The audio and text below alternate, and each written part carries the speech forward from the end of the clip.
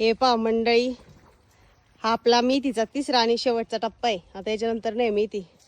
याच्यामध्ये ना हे दोन वाफे चांगले होते. हा वाफा तिथपर्यंत सगळा जळाला आहे.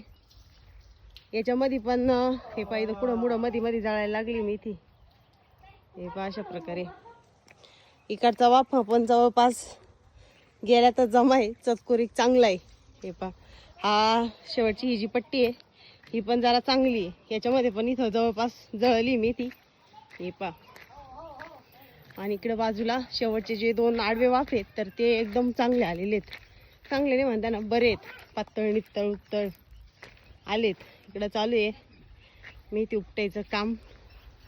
मी माझं आत्ताच घरातलं काम आवरून आले. आता यांना मेथी उपटू लागायला. काही मेथी मी आता सावलीला नेऊन ठेवली होती आधी.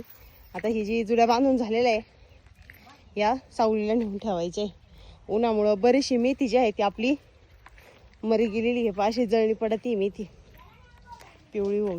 हे बघा हा पूर्ण वाफा खराब झालेला आहे.